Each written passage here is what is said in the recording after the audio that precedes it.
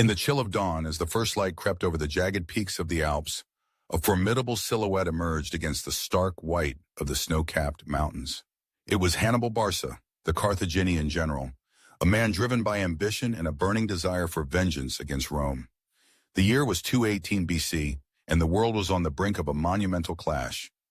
Hannibal, having already secured victories in Spain, now sought to strike at the heart of his enemy by marching his army across the Alps, a feat deemed impossible by many. With him were not just soldiers, but a battalion of 37 war elephants, their massive frames lumbering through the rugged terrain. These majestic creatures, symbols of power and resiliencies, were to be the spearhead of his invasion. The journey was fraught with peril.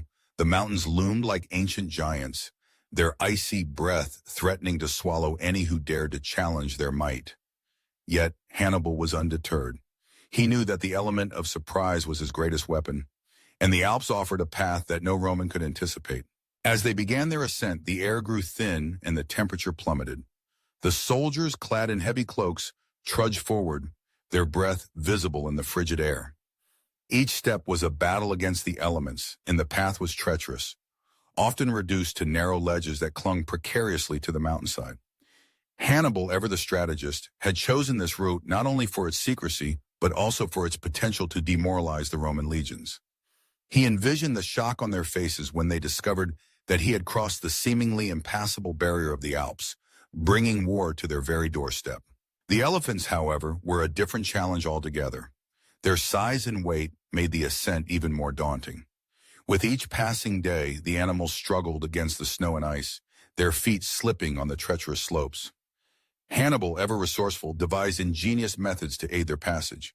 He ordered his men to build makeshift ramps and clear pathways, using logs and stones to create a more manageable route. The sight of the elephants, with their trunks swaying and ears flapping, became a symbol of hope for the men, a reminder of their purpose as they pressed on through the biting cold. Days turned into weeks, and the hardships multiplied. Food supplies dwindled, and the soldiers faced the constant threat of avalanches in hostile tribes that inhabited the mountains. Yet Hannibal's charisma and determination kept morale high. He shared rations, fought alongside his men, and recounted tales of their ancestors' glory, igniting a fire within them that pushed them to endure.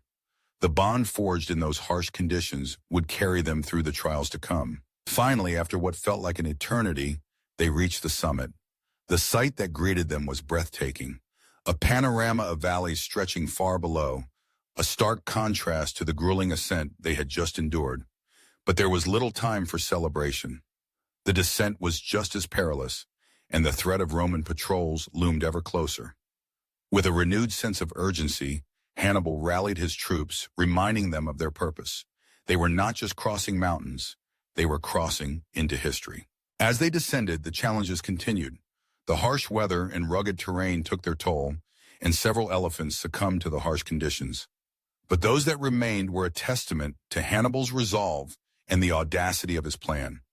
When they finally emerged from the mountains, battered yet unbroken, they stood at the threshold of Italy, ready to unleash their fury upon Rome.